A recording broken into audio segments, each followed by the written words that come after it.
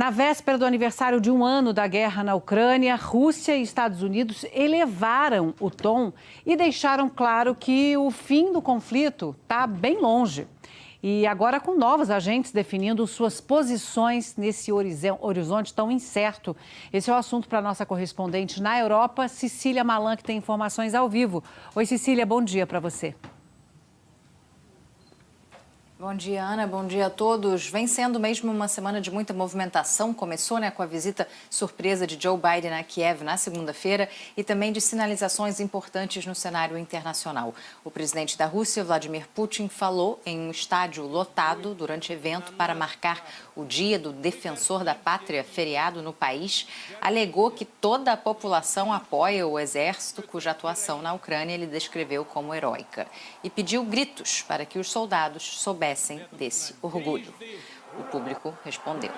Essa fala acontece um dia depois de um discurso para anunciar a suspensão do Tratado de Armas assinado com os Estados Unidos em 2010. O New START, como o acordo foi chamado, foi assinado pelos presidentes Barack Obama e Dmitry Medvedev, na época presidente da Rússia, e estabeleceu um limite para a quantidade de ogivas nucleares e armas estratégicas que podem ser manuseadas pelos dois países. A validade do acordo iria até 2026, mas não vai mais. Putin fez o anúncio repetindo a narrativa de que a guerra foi iniciada pelo Ocidente e que a Rússia tem o direito de ser forte.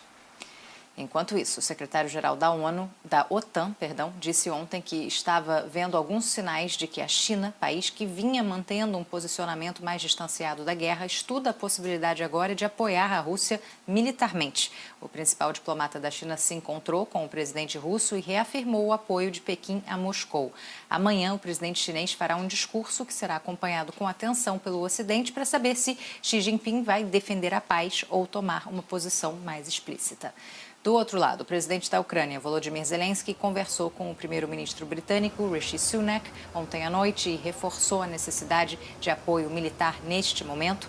E o primeiro-ministro espanhol, Pedro Sánchez, desembarcou hoje em Kiev, 10 meses depois da primeira visita. Já os países da União Europeia não chegaram a um acordo sobre sanções adicionais que deveriam entrar em vigor amanhã e elas vão permanecer só no papel por enquanto. Aí a chegada de Pedro Sánchez em Kiev. Bem longe de um fim, esse ano de guerra na Ucrânia provocou consequências econômicas gravíssimas que se espalham mundo afora. Vamos ver todos os detalhes na reportagem de Murilo Salviano.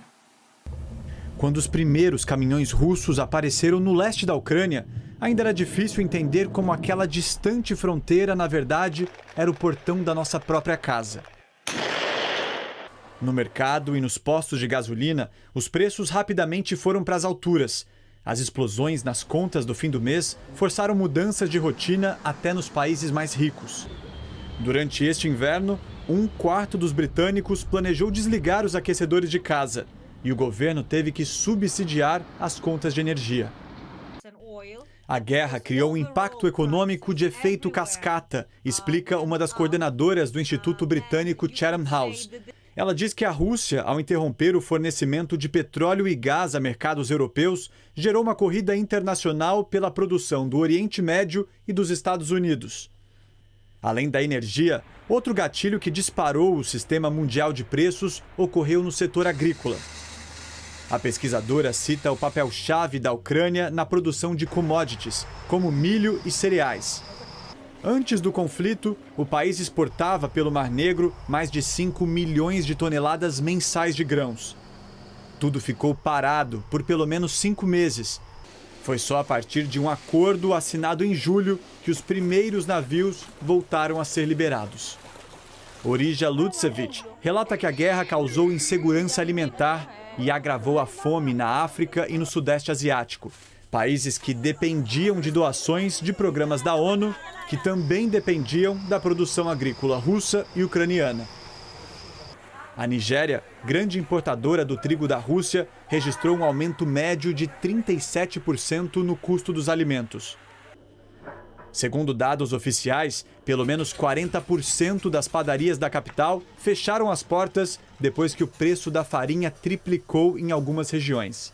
Uma das principais heranças dessa guerra é isso aqui: comércios fechados, crise, inflação, que pressiona a política fiscal ao redor do mundo. Aqui no Reino Unido, por exemplo, o aumento excessivo dos preços e do custo de vida já passou dos 10%. É o maior patamar das últimas 4 décadas.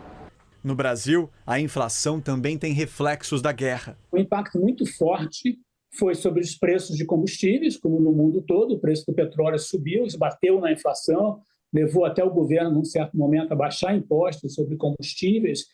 Outro setor impactado no Brasil foi o agronegócio, que até então importava da Rússia cerca de 25% dos adubos e fertilizantes. Aí é um efeito mais indireto, bate no preço dos alimentos, que subiram muito ano passado.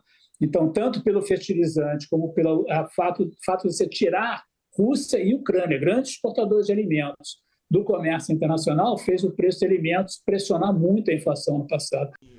Especialistas acreditam que a guerra, que completa 1 ano, pode ainda catalisar novas mudanças macroeconômicas, à medida em que potências como Estados Unidos e China ampliam a participação indireta no conflito. Toda a globalização está em um processo de adequação a um mundo cheio de tensões geopolíticas. Dificilmente essa guerra da Ucrânia será a última crise política dessa época, dessa década. Estamos vendo, de certa maneira, uma desglobalização agora, com cada vez mais países se preocupando com produzir os produtos estratégicos internamente. Os pesquisadores da Chatham House alertam, mais que os problemas econômicos de curto prazo, uma eventual vitória russa na Ucrânia premiaria a política imperialista de Putin, com sérias consequências para o mundo todo.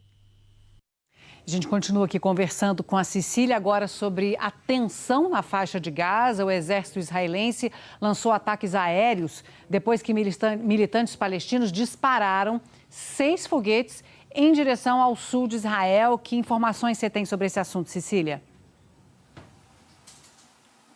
Acabamos de receber a notícia de que Israel já respondeu com ataques aéreos. Ana, até agora não há informações sobre mortes, feridos ou danos. A escalada da violência na faixa de Gaza acontece um dia depois de um ataque do exército israelense na Cisjordânia ocupada. Essa ofensiva matou pelo menos 11 pessoas. Autoridades palestinas informaram que mais de 100 pessoas ficaram feridas na cidade de Nablus, a maioria com ferimentos de bala. O episódio é mais um na crise regional que se acirra desde o começo do ano. Mais de 50 palestinos e 9 israelenses morreram só em 2023. No ano passado, mais de 170 palestinos foram mortos. Vamos seguir acompanhando a situação por lá. Obrigada, viu, Cecília? Bom dia para você.